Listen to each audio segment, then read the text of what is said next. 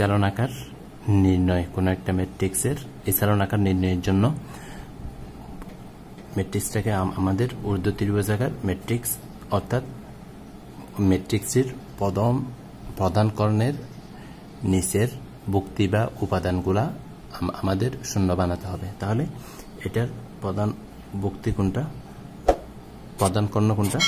প্রধান কর্ণ হচ্ছে প্রথম উপাদান ধরে কোনাকুনি যে রেখাটা টানবো তার নিচের উপাদানগুলো যদি আমরা শূন্য বানাতে পারি তাহলে ওইটাই হবে আমাদের ইসালন আকার। তাহলে এটা আমরা যদি ইসালন আকার নির্ণয় করি তাহলে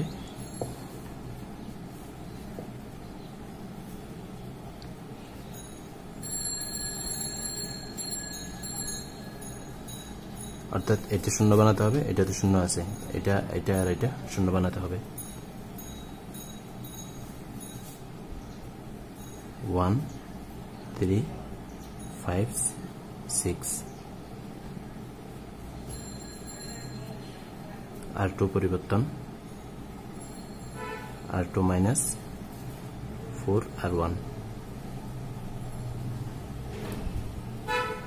0 3 4 12 माइनस 11 4 5 20 माइनस 22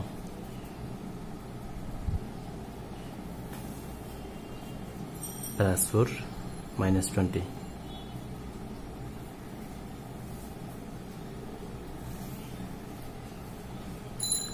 R3 परिवर्तन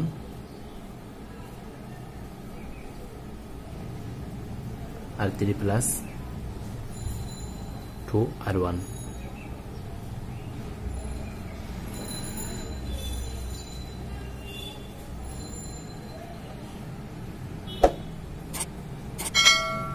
2 R1 এটা হয়ে যাবে 6 5 2 10 এটা হয়ে যাবে আমাদের 13 প্লাস 1 6 2 12 এটা হয়ে যাবে আমাদের 13।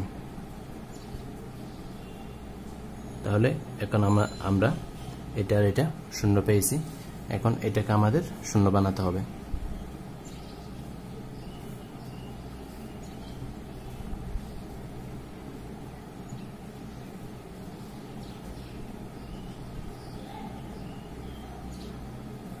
R1 এবং R2 এর কোনো পরিবর্তন করার প্রয়োজন নেই, শুধুমাত্র আমরা R3 পরিবর্তন করব। তাহলে 1 3 5 6 0 माइनस 11 माइनस 22 माइनस 20 এটা আমরা পরিবর্তন করব।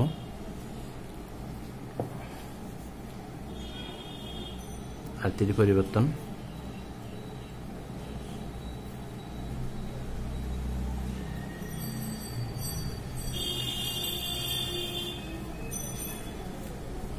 R3 কে আমরা 11 দ্বারা গুণ করব প্লাস R2 কে আমরা 6 দ্বারা গুণ করব, তাহলে হয়ে গেল 0 0। এটা পাবো আমরা 11, এটা পাবো আমরা 23। তাহলে এটা হচ্ছে আমাদের নির্ণেয় ইসালন আকার।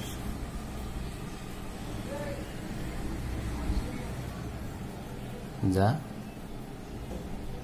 প্রদত্ত ম্যাট্রিক্সের কি আকার? ইসালন আকার।